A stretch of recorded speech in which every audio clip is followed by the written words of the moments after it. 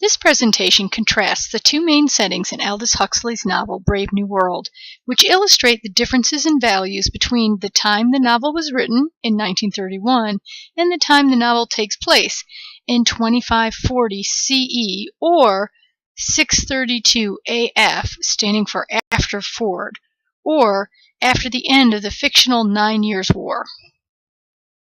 Settings of Brave New World. Aldous Huxley's novel Brave New World takes place in two locations, the New World Order in what is present-day London and the Savage Reservation in what is present-day New Mexico.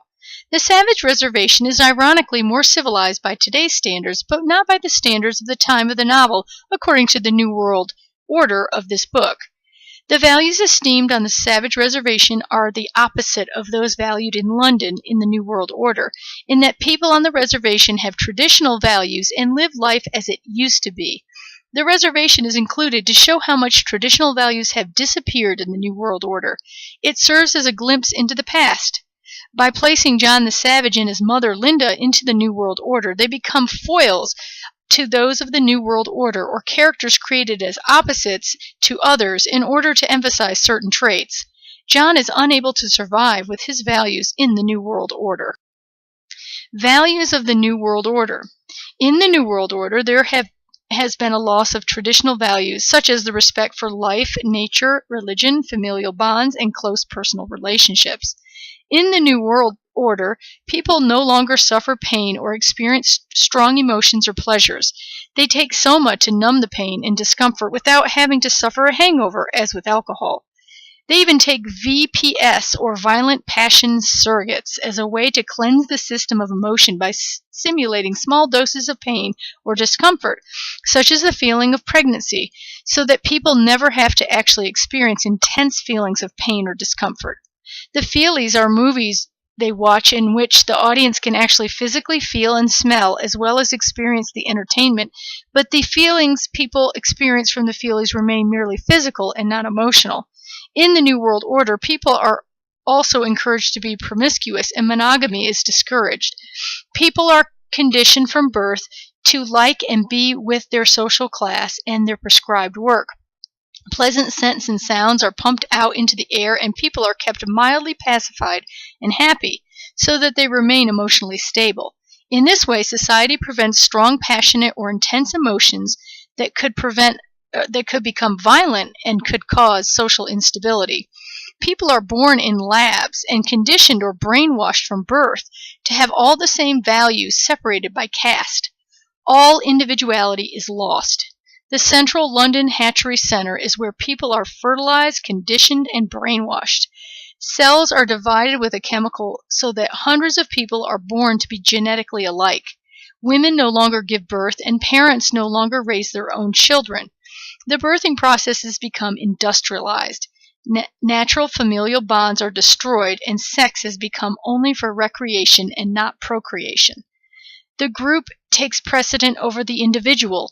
In the New World Order, people laugh at the strong dramatic emotions Shakespeare writes about. They cannot comprehend the concept of strong personal bonds or loyalties or intense emotions. Art is discouraged, history is forgotten, and Shakespeare is outlawed. The emphasis is strictly on consumerism, which is great for the economy but terrible for creativity and the environment. The sign of the cross has been replaced with a T, which represents the Model T, a sign of commercialism. Also notice that a T is missing the head of the cross, as if the mind has also been removed. Christ has been removed from Christianity and has been replaced with Ford. This is a criticism of both capitalism and commercialism, as well as extreme socialism or communism, both of which discourage individuality. There is little disparity between castes or social order on the reservation, but not in the New World Order, which strictly enforces social stratification. Unlike on the reservation, self-sufficiency and independence are discouraged, and there is strict governmental control. History is ignored in the New World Order, as are creativity, science, and knowledge. People don't form close personal relationships since they are not raised in families, and monogamy is discouraged. People are taught not to fear death, and life is not valued as it once was. The novel is written in 1932, thus we can appreciate the author's prediction that people would one day be able to eliminate pain through pharmaceutical drugs. The sign of the T is made on the instructor's stomach as a blasphemous perversion of the Christian sign of the cross. In the New World Order, the stomach or base physical desire is considered more important than one's emotions that are controlled by the heart. The replacement of Christ with Henry Ford, the famous industrialist of capitalistic society, shows the loss of Christianity. Lenina is depicted as the female ideal. She is described as pneumonic, an adjective that means something with air pockets that is bouncy and well-rounded like a balloon. Women have become a mere commodity like a piece of meat in the New World Order. They don't think deeply and are encouraged to be promiscuous. When John falls in love with Lenina and wants to get to know her as a person, she is offended and he doesn't just want to have a sexual relationship. Because people don't ever experience intense pain and don't raise children, they remain like children. They don't have to ever be responsible or make any sacrifices for others. In fact, in the New World Order, they find motherhood and fatherhood disgusting. Values of the Savage Reservation. The Savage Reservation and the Indian village of Malpais contrasts with the New World Order in almost every way and serves to represent the traditional values that have been lost in the New World Order. It is an uncivilized place against which the reader, as well as the tourists Bernard and Lenina, can gauge the so-called progress of this civilized world. Here on the Savage Reservation, age changes people unchecked by chemicals and hormones.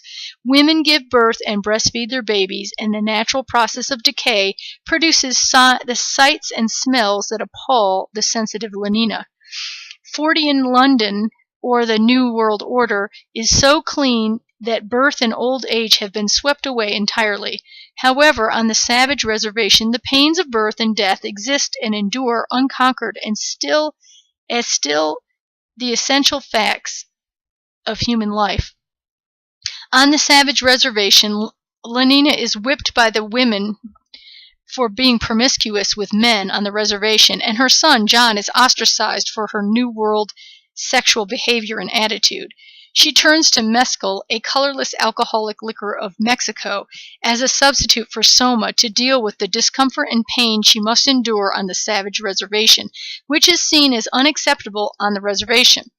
Linda, who seems like Lenina's mirror double, is a woman Lenina might have been under different circumstances. Note the similarity between the names, Lenina and Linda.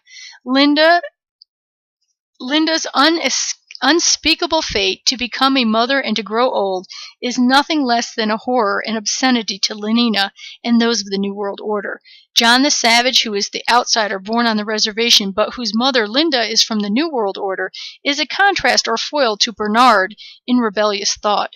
John has a romanticized view of what the New World Order will be like based on his mother's descriptions of this place, and he is in for an unpleasant shock when he goes back to visit this dystopian new world where his values such as creativity, individuality, monogamy, familial bonds, and deep emotional feelings are utterly rejected.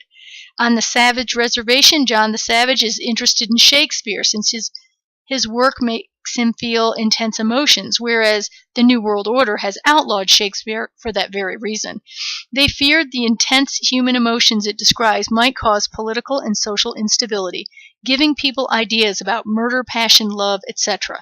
The Alphas are the only caste that is interested in Shakespeare until they hear Romeo and Juliet, which they find hilarious and ridiculous because they can't comprehend being so deeply distraught over a romantic relationship to the point of committing suicide.